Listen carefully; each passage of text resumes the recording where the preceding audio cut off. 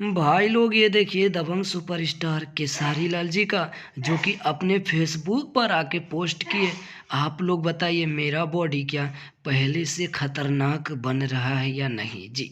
तो आप सभी को डिसाइड करना है और कमेंट करके बताना है कि दबंग सुपरस्टार केसारी लाल जी अभी मेहनत और करेंगे कि बस इतना ही पर इनका बॉडी अच्छा लगेगा।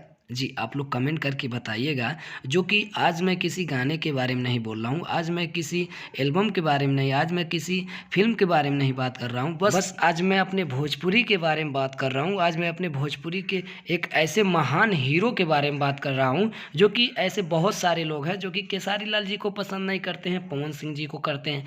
लेकिन आप लोग अपने दिल से बताइएगा कि भोजपुरी में किसका बॉडी कैसा है और किसका बॉडी कैसा नहीं है। जो मेहनत जैसा करता है वैसा पाता है।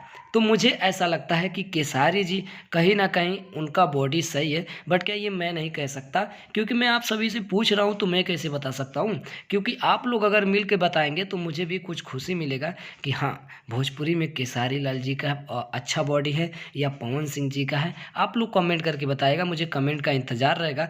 प्लीज़ आप लोग कमेंट करके बताइए, चैनल को आप लोग सब्सक्राइब कर लीजिए।